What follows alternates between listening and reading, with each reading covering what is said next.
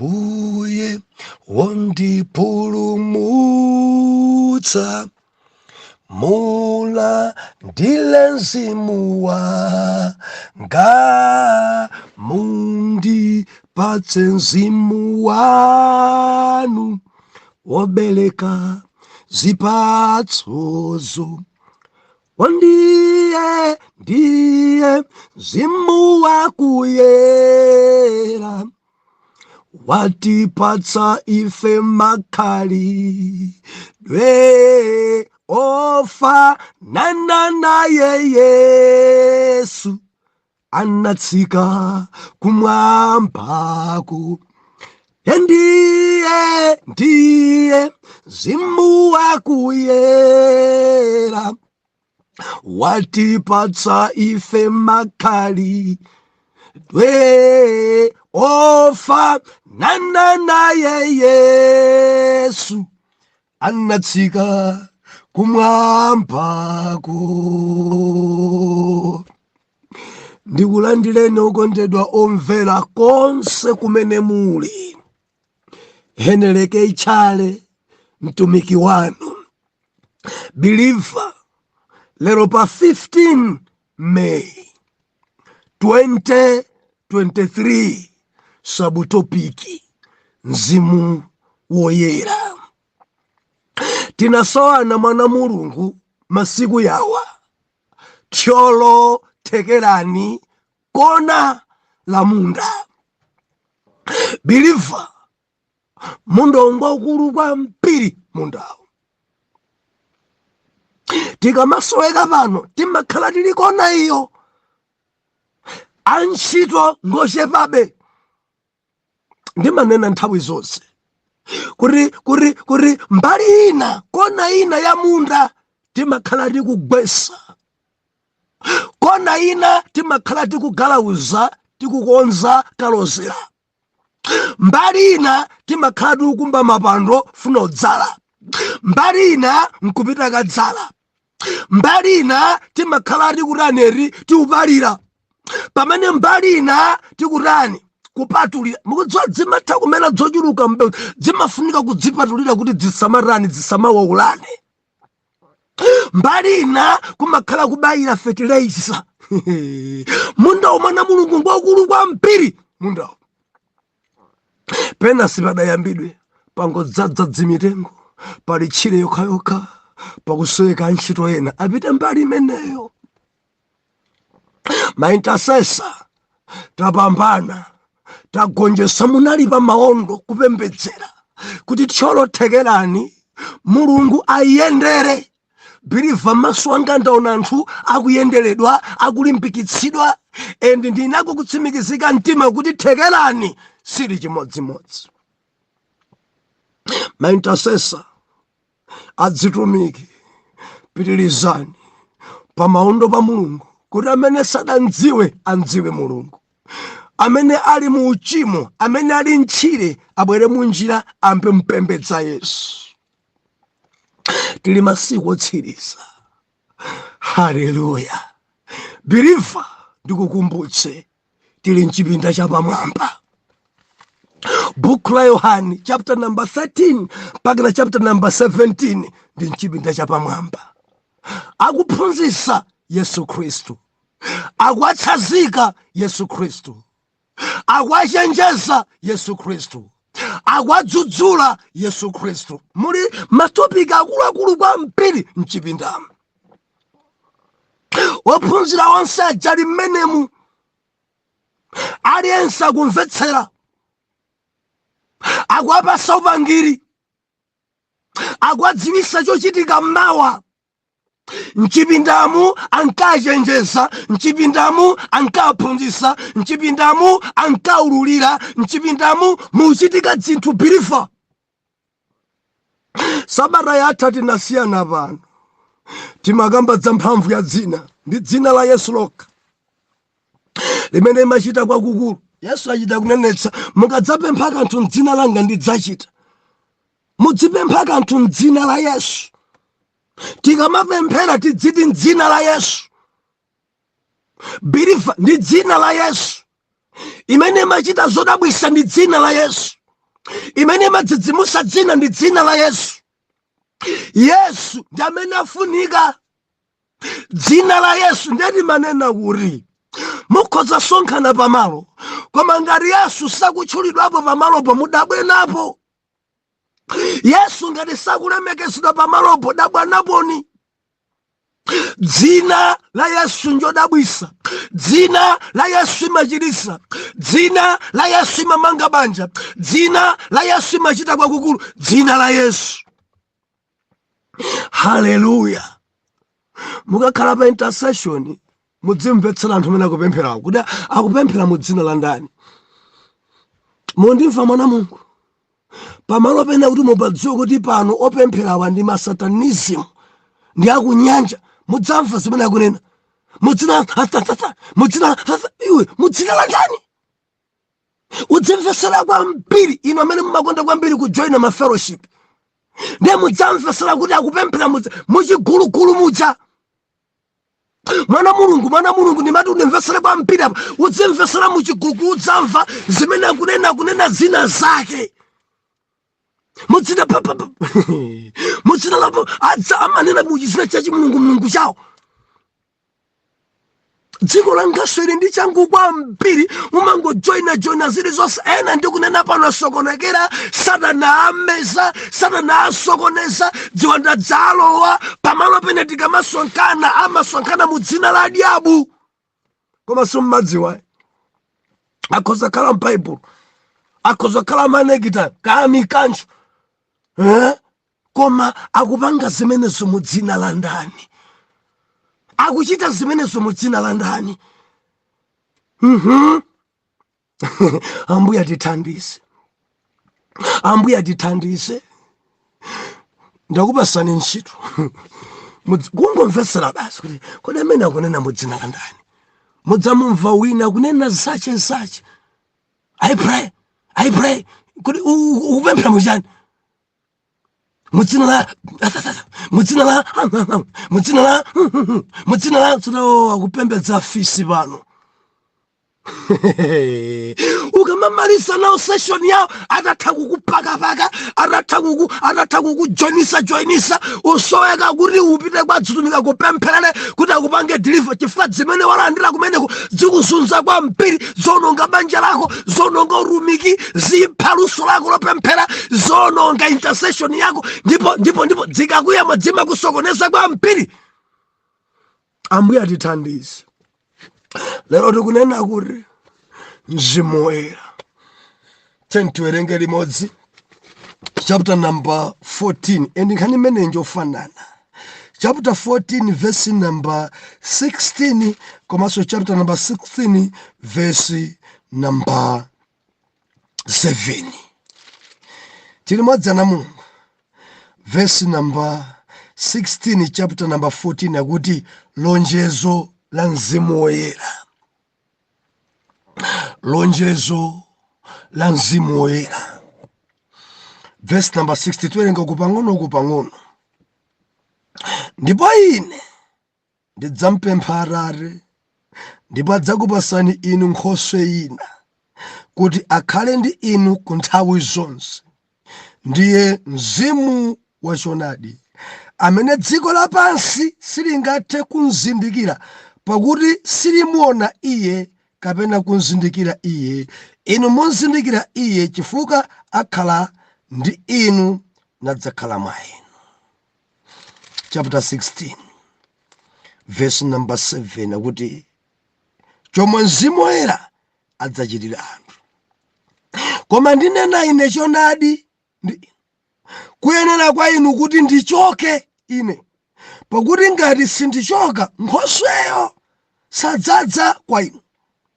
Koma ngati ndipita ndidzamtuma iye kwa inu, ndipo atadza iyeyo adzatsutsa dziko lapansi za machimo ndi zachilungamo ndi zachiweruzo. Za machimo chifukwa sakhulupirira ine, zachilungamo chifukwa ndinka kwa Atate ndipo simundionanso, zachiweruzo chifukwa mkulu wa dziko ili lapansi waweruzidwa. Ndili nazo zambiri zakunena kwa inu, koma sindingathe kuzisenza koma simungathe kuzisenza tsopano lino. Kumaradza iyeyo Mzimu wachonadi adzakutsogolerani inu mchonadi chonse, pakuti sadzalankhula za iye mwini, koma zinthu zilizonse adzamva adzazilankhula, ndipo zinthu zili mkudza adzakulalikirani. Iyeyo adzalemekeza ine, chifukwa adzatenga za mwa ine nadzalalikira kwa inu. Zinthu zilizonse ali nazo ndi zanga, chifukwa chache ndinati kuti atenga za mwa ine nadzalalikira kwa inu. Topikuzuna bwanji Mzimu Woyera. Mzimu Woyera idzani, Mzimu Woyera endani, ndi nthawi yanu yendani. Mzimu Woyera endani, Mzimu Woyera endani, Mzimu Woyera endani, ndi nthawi yanu yendani. Mzimu Woyera endani. Omvera, topiki ya Mzimu Woyera tikhoza kukambira nanso pafupifupi masiku 100. Ndi topiki yaitali kwambiri Mzimu Woyera, ndi topiki yozuna kwambiri Mzimu Woyera. Ndinakukutsimikizika mtima kuti pano takhati kukambirana kwambiri za Mzimu Woyera. Loleni kuti tibwereze, chifukwa amati mphini lobwereza ndimene imawala. Mzimu Woyera, tikamanena za Mzimu Woyera tikunena Mulungu. Baibulo imatiuza kuti Mulungu ali mzigawo zitatu. Mukumbukira mwana Mulungu, Mulungu Tate, Mulungu Mwana ndi Mulungu Mzimu Woyera. Kutanthauza kuti tikamanena za Mzimu Woyera tikukamba za Mulungu Mzimu, Tate wolengayo, Mwana ndi uja amene adabwera nkudzafera, Mzimu Woyera amene akukhala ongana mkumbwi biliva. Mzimu Woyera ali ndi ntchito. Mzimu Woyera ndi wachitatu mu utatu wa Mulungu. Mzimu Woyera ndi munthu wopanda thupi la mnofu. Mzimu Woyera ali ndi ntchito kwambiri makamaka nthawi inoyo. Biliva, ntchito zikuluzikulu za Mzimu Woyera.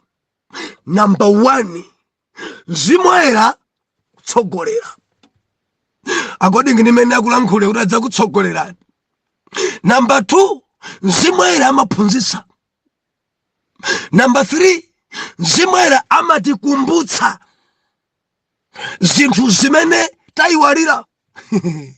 Tikamanena kuti Mzimu Woyera amaphunzitsa, kuphunzitsa, kulalikira, kulangiza ni ntchito ya Mzimu Woyera.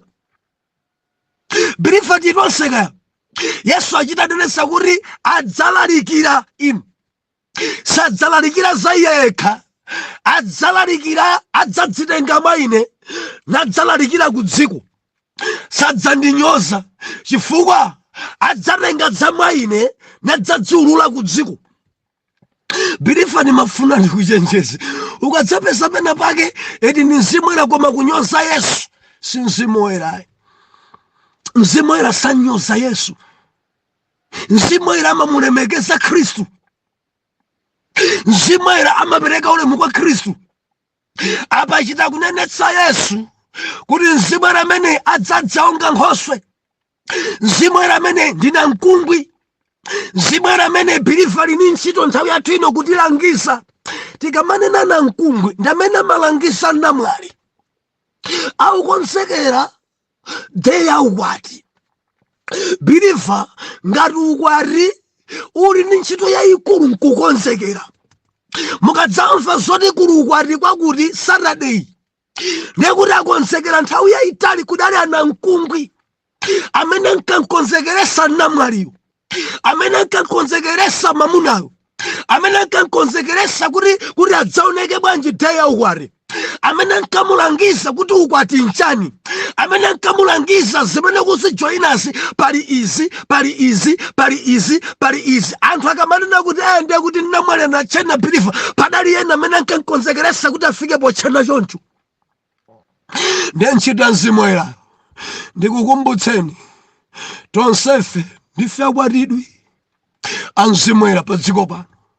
Mzimu Woyera ndi namkumbwi amene akutilangiza. Mamuna wathu Yesu pachati mayimba choncho, Yesu ni mamuna wanga. Deya ukwati iubwera, phwando la ukwati iubwera.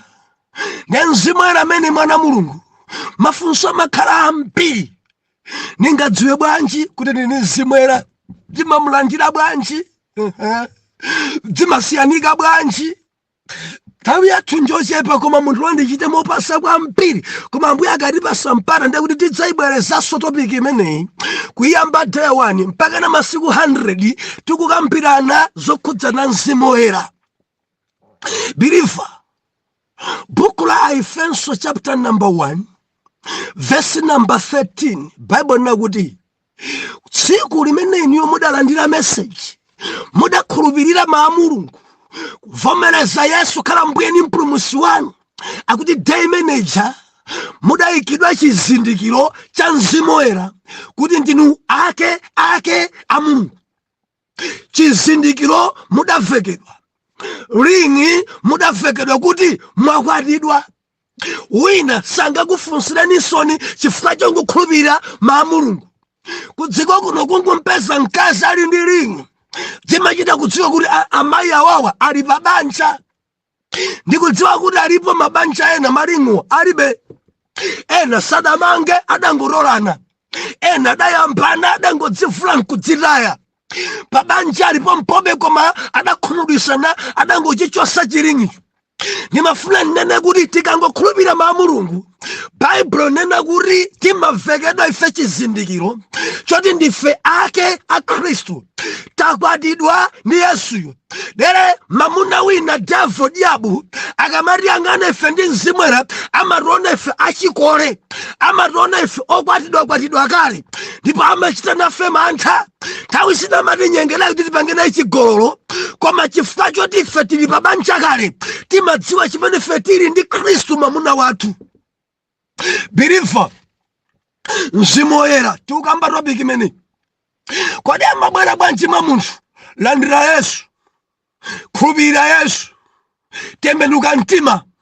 Ukangotembenuka mtima pompo Mzimu Woyera amalowa pa iwe. Ndi Mzimu Woyera amene akalowa mkati mwathu, believer tamvera, amataneri amakula. Kukula kwa Mzimu Woyera mkati mwathumu amadzamba bereka chipatso.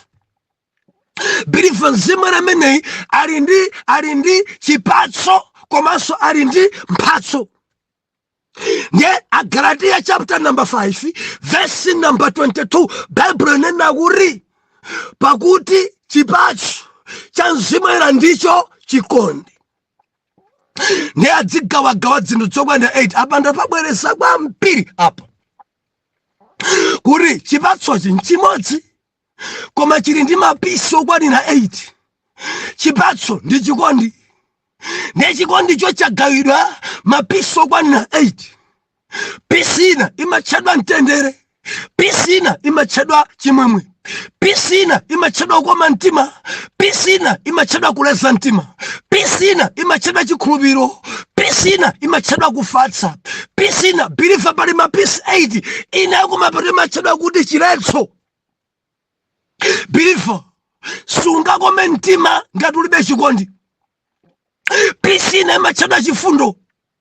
Zilipo zokwanira 8 mapisi a chikondi, chipatso, chizindikiro choti munthu uyuyu ali Mzimu Woyera. Mzimu Woyera amulandira pamaonekera chikondi. Ichi chibeliever situkamba chikondi cha China ayi, situkamba chikondi cha eros koma ndi agape love chimene Mulungu amachiyika mkati mwa mabeliever.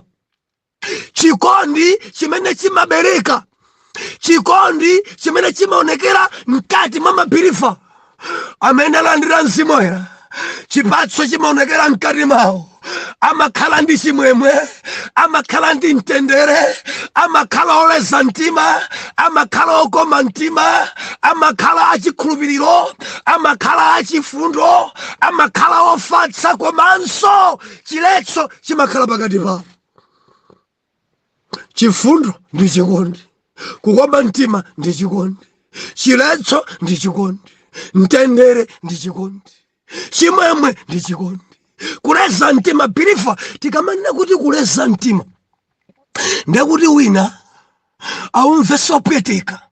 Kudziko kuno kuli anthu adangobadwa kumangomvesa kupweteka opemphera, adangobadwa olalara omvesa kupweteka anthu opemphera, kumangokuti ukwana suda muyambe nkomwe kungodzuka basi bala manthu achoka, maso ache ataonani, muru ache ataonani, mngati chite chaliyo nkumadabwa amene bwanji abama ndayambana chani nanu, ungani chite chani, ungani ima ndikuthidzimule.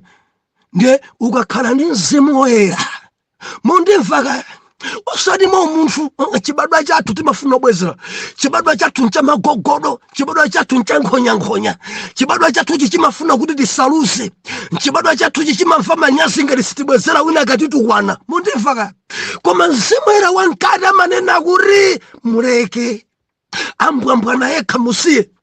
Ndikunena ndi ambiri kale mudada dzigogodo, kale mukangomva ena amba kukulankhani moyipa, pomwepo ndekuti nsalu kumanga mchuno andidziwa.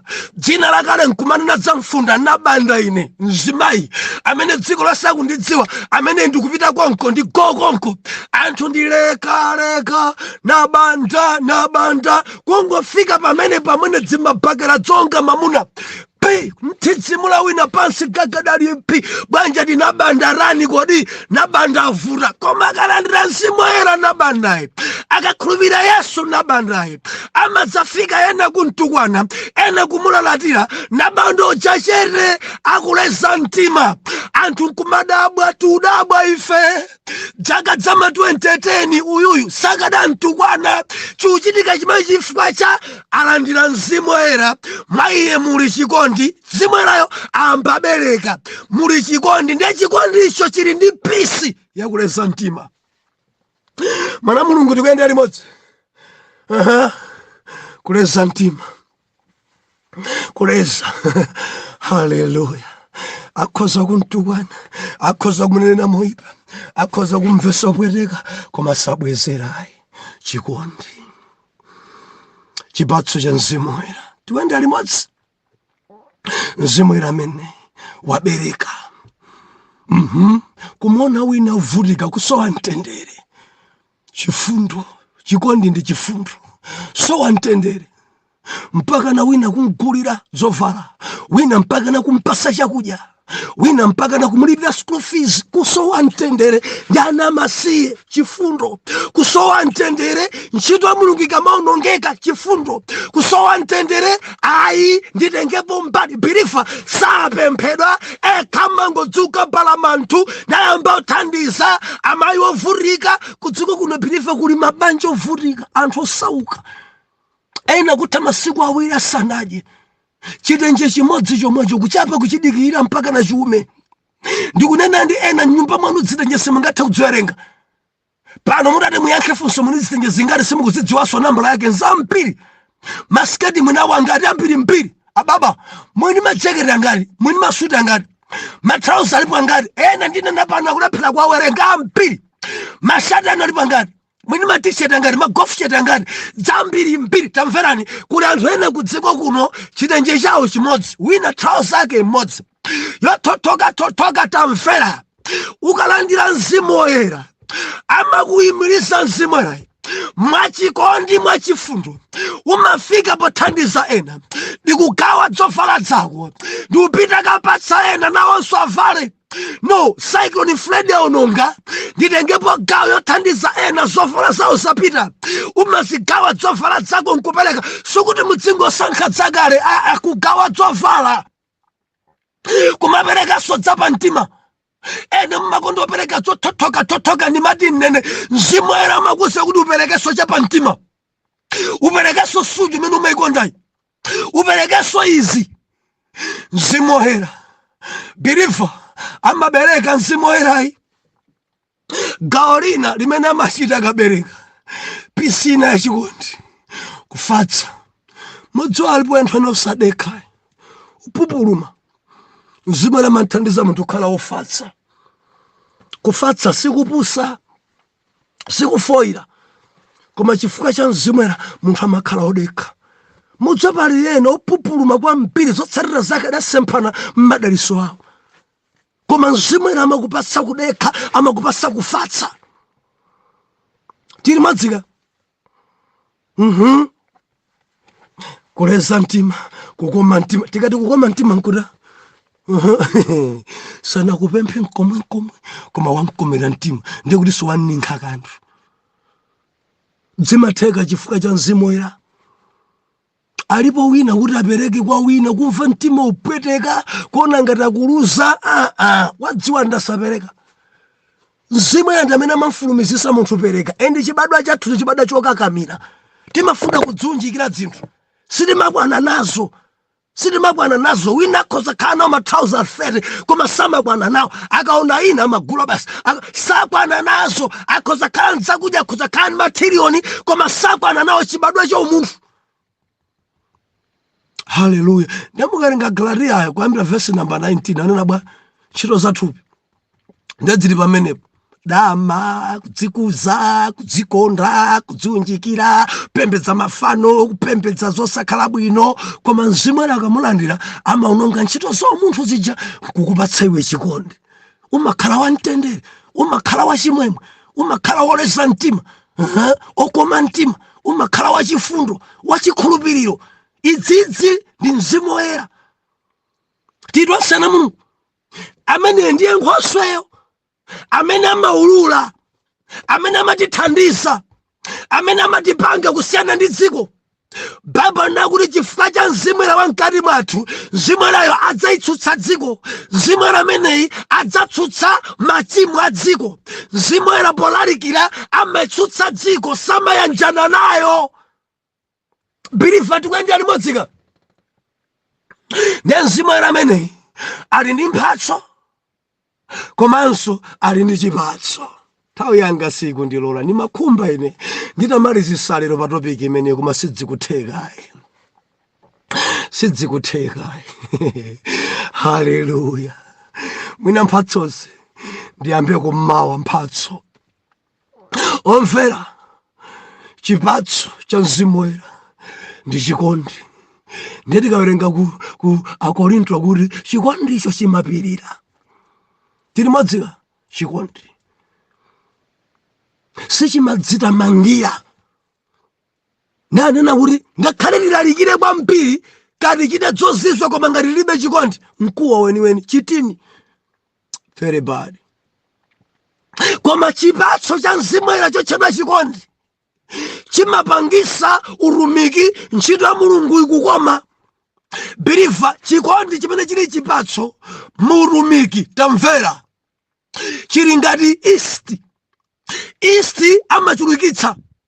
Chikondi chimene chibiriva chili ngati lalanje imakwirira mapisi 8 kuoneka 1. Chikondi chimene chibiriva chili ngati shuga chimakometsa. Mundimva shuga ntchito yake nkukometsa. Ukakhala ni mzimu woyera, mzimu woyera amabweretsa chipatso mwa iwe chikondi chimene chimakometsa ntchito ya Mulungu. Number 2, east kuchulukitsa. Ufa ochepa kwambiri kunguthira east amafufumitsa. Chikondi chimapangisa kuti ntchito ya Mulungu ichuluke. Mabiriva ambiri anthu atembenuke mtima chifukwa cha chikondi. Pakasowa chikondi anthu amalumana, kukangana, kukhadzulana, kuthidzimulana, kuonesana mbwadza. Why? Palibepo chikondi. Mundimva mwana Mulungu chimachulukitsa chikondi. Kuchulukitsa kumagwirizanisa anthu aja akhala amodzi chikondi. Chikondi chimenechi chimakwirira zinthu zonse. Atera ku Akorinto 13 kukwirira kuoneka 1. Wina adakuchimwira kukwirira, wina adakutukwana kukwirira, wina udayambana nayo mango kwire mango ona 1. Mundilondole mawa sindamaliza mzimu woyera. Mati dzapitiriza za mphatso ni magawo ena ofunikira kwambiri kena kuti dzalo wa chapter number 15 tsiku linalo. Atate m'dzina la Yesu tikunsowa Mzimu Woyera ife. Akusoweka Mzimu Woyera masiku ano. Aufunika Mzimu Woyera masiku ano. Thandizeni Jehova, tipatseni Nkhoswe. Mwachita nenetsa kuti kupita kwanu mukuntuma Iye. Ndipo nthawi inoyo ali ndi ntchito ikulu kwambiri yophunzitsa komanso kuitsutsa dziko. Lolani mwana wanu uyuyu mundzoze ndi Mzimu Woyera akhale wachikondi kuyambira tsopano m'dzina la Yesu. Amen and amen.